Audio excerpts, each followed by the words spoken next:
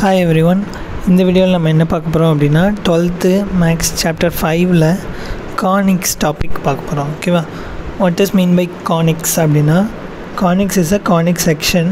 கானிக் section அப்படின்னா cross sections of a cone. ஓகேவா? அப்போது ஒரு கோனில் நம்ம ஒரு பிளெயினால் கட் பண்ணுறப்ப கிடைக்கிற ஷேப்ஸ் ஆர் சர்ஃபேஸை தான் நம்ம என்ன சொல்கிறோம், cross sections of a cone. ஓகேவா?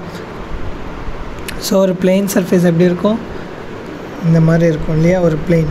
இந்த பிளெயினை நான் என்ன பண்ணுறேன், இந்த சர்ஃபேஸில் கொண்டு போய் கட் பண்ணுறேன். இது வந்து 2 ரைட் சர்க்குலர் கோன். ஓகேவா? அதாவது 2 ரைட் சர்க்குலர் கோனை ஒன்று மேலே ஒன்று ப்ளேஸ் பண்ணி வச்சுருக்கேன். ப்ளேஸ் பண்ணையில் ஒரு பாயிண்ட்டை ஃபிக்ஸ் பண்ணியிருக்கேன். ஓகேவா? அந்த பாயிண்ட் என்னது, ஏ. அந்த பாயிண்டில் இந்த பிளெயினை எடுத்துகிட்டு போய் கொஞ்சம் இமேஜின் பண்ணி பாருங்கள். ஓகேவா? ஒரு பிளெயின் எடுத்துகிட்டு போய் நான் ஹரிசாண்டலாக கட் பண்ணுறேன் அப்படின்னா அந்த சர்ஃபேஸ் என்னவாக இருக்கும். அப்புறம் கொஞ்சம் டில்ட் பண்ணி இப்படி கட் பண்ணேன் அப்படின்னா எப்படி இருக்கும், இல்லை ரொம்ப டில்ட் பண்ணேன் அப்படின்னா இப்படி கட் பண்ணேன் அப்படின்னா எனக்கு என்ன ஷேப் கிடைக்கும் அந்த கோனில். அப்புறம் ஸ்ட்ரைட்டாக கட் பண்ணிச்சு அப்படின்னா, வெர்டிக்கலாக கட் பண்ணிச்சு அப்படின்னா எனக்கு என்ன ஷேப் கிடைக்கும். ஓகேவா? இதுதான் நம்ம வந்து இந்த லெக்சரில் பார்க்க போகிறோம். இது ஓவராலாக ஜென்ரல் டாபிக் தான். ஸோ இன்ட்ரெஸ்ட் இருக்கவங்க இந்த வீடியோ பாருங்கள். பிடிச்சிருந்துச்சி அப்படின்னா ஒரு லைக் பண்ணிடுங்க. ஓகேவா? ஸோ நான் இந்த மாதிரி ஒரு பிளெயின் எடுத்திருக்கேன் இல்லையா? இந்த மாதிரி ஒரு பிளெயின் எடுத்துகிட்டு நான் என்ன பண்ணுறேன், இந்த கோன் சர்ஃபேஸ் இருக்குல்ல, இந்த 2 கோனையும் நான் எப்படி ப்ளேஸ் பண்ணியிருக்கேன், கரெக்டாக சென்டர் பாயிண்ட் ஃபிக்ஸ் ஆகிற மாதிரி ப்ளேஸ் பண்ணியிருக்கேன். அண்ட் கரெக்டாக சென்டர் லைன் எடுத்து அதில் ஒரு பாயிண்ட்டை வந்து ஃபிக்ஸ் பண்ணி வச்சுருக்கேன், ஏ அப்படின்ட்டு. இப்போ என்ன பண்ணுறேன், அந்த பாயிண்டில் இந்த பிளெயினை கொண்டு போயிட்டு நான் ஹரிசாண்டலாக கட் பண்ணுறேன். ஓகேவா? இது ஒரு கோன் ஷேப் இல்லையா? இப்படி ஒரு இந்த ஷேப்பில் இருக்கும். இந்த ஷேப்பில் நான் இந்த பிளேஸில் மட்டும் கட் பண்ணேன் அப்படின்னா எனக்கு என்ன ஷேப் கிடைக்கும், இப்படி ஒரு சர்க்குலர் ஷேப் கிடைக்கும். ஓகேவா? உங்களால் வியூ பண்ண முடியுதான்னு பாருங்கள். ஒரு கோன் ஷேப்பில் ஏதாவது ஒன்று எடுத்துக்கோங்க.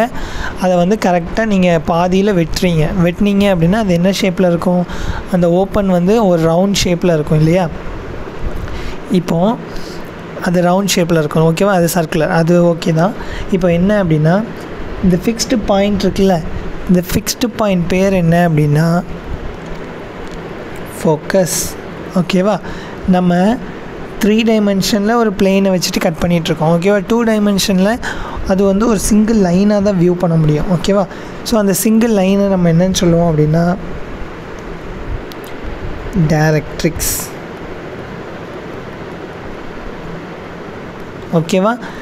இந்த பிளெயினை பொறுத்து இதை மூவ் பண்ணிகிட்டே இருப்போம்னு சொன்னேன்ல, இது இப்படி இருக்கும், அப்படி இல்லைன்னா இந்த ஆங்கிளில் இருக்கும், இல்லை இன்னும் எக்ஸ்டெண்ட் பண்ணுவோம், இல்லைனா ஸ்ட்ரைட்டாக இருக்கும். ஸோ இந்த லைன் பேர் என்னது, டைரக்ட்ரிக்ஸ். ஓகேவா? ஸோ ஃபிக்ஸ்டு பாயிண்ட்டை யூஸ் பண்ணது பேர் ஃபோக்கஸ், ஃபிக்ஸ்டு லைன் என்னது டைரக்ட்ரிஸ்டிக்ஸ். அப்புறம் இப்போது இது எப்படி இருக்குது, ஹரிசாண்டலாக இருக்குது இல்லையா? ஹரிசாண்டலாக இருக்குது அப்படின்னா இது வந்து எப்படி இருக்கும், எக்ஸ் ஆக்சிஸ்க்கு பேரலாக இருக்கும். பேரலாக இருந்துச்சு அப்படின்னா இதோட ரேஷியோவில் எந்த மாற்றமும் இருக்காது இல்லையா? அப்போது இதோட ரேஷியோ எப்படி இருக்கும், 0வாக இருக்கும். ஸோ இந்த ரேஷியோவுக்கு நான் ஒரு அப்படின்னு ஒரு பேர் கொடுக்குறேன். அப்போ இந்த ரேஷியோ 0வாக இருக்கும் இல்லையா? இந்த 0வாக இருக்க இந்த ரேஷியோவோட பேர் என்ன அப்படின்னா எசென்ட்ரிசிட்டி.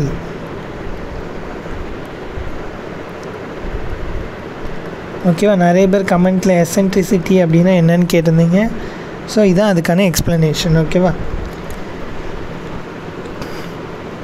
நான் இப்போ பாருங்கள், எசென்ட்ரிசிட்டி 0வாக இருந்துச்சு இல்லையா? எக்ஸ் ஆக்சிஸ்க்கு கரெக்டாக பேரலாக கட் பண்ணியிருக்கேன் இந்த பிளெயினை எடுத்து. ஸோ பேரலாக கட் பண்ணியிருந்தேன் அப்படின்னா இது வந்து with respect to X axis இதில் வந்து எந்த மாற்றமும் இருக்காது இல்லையா? டிஃப்ளெக்ஷனே இருக்காது.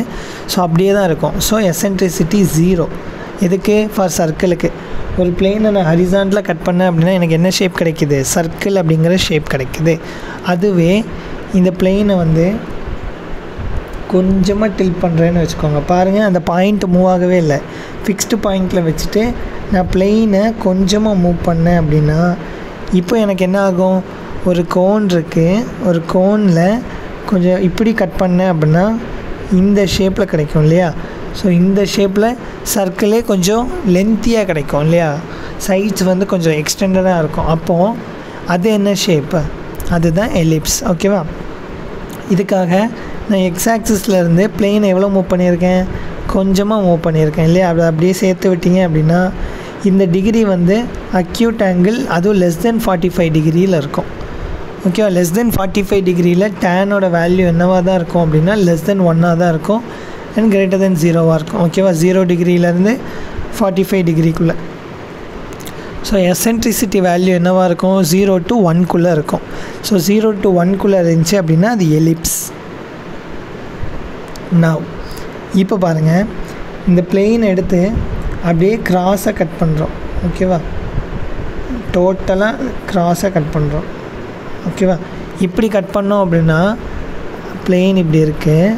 இதில் கரெக்டாக நான் இந்த இடத்துல ஒரு பிளெயினால் கட் பண்ணேன் அப்படின்னா அது எப்படி கட் ஆகும், இந்த மாதிரி கட் ஆகிருக்கும் இல்லையா. அந்த கோனில் ஒரு கோன் ஷேப்பை வியூ பண்ணிகிட்டே இருங்க, அப்போ தான் நான் சொல்கிறது வந்து உங்களுக்கு புரியும். ஓகேவா.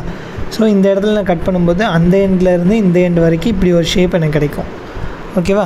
இப்போது இங்கே எக்ஸ் ஆக்சிஸ் இருக்குதுன்னு வச்சுக்கோங்களேன். இந்த ஆங்கிள் எவ்வளோவா இருக்கும் 45 டிகிரி இருக்கும் எக்ஸாக்டாக.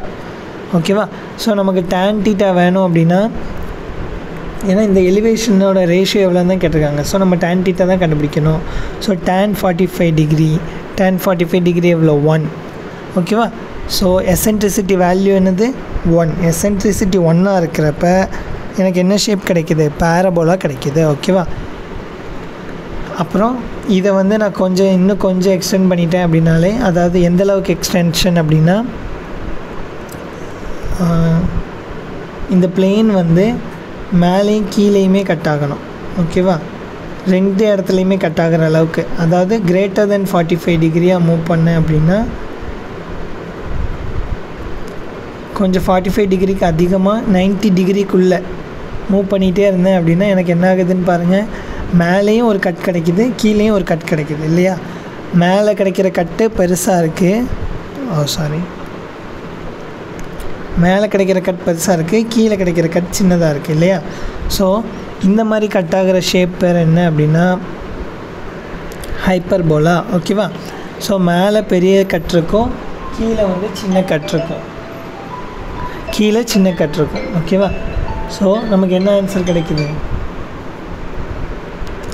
ஸோ ஹைப்பர்போலா நமக்கு கிடைக்கும். ஓகேவா. E greater than 1ஆக இருந்துச்சு அப்படின்னா, E greater than 1ல் நமக்கு என்ன ஷேப் கிடைக்குது, ஹைப்பர்போலா. ஓகேவா.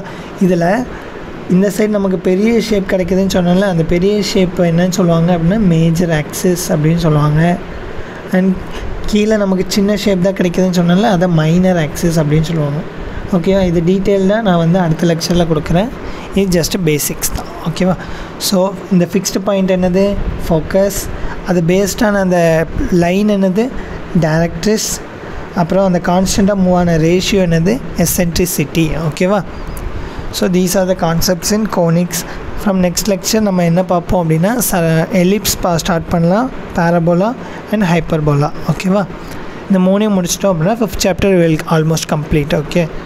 ஸோ இந்த வீடியோ பிடிச்சிருந்துச்சி அப்படின்னா ஒரு லைக் பண்ணிடுங்க. தேங்க்யூ.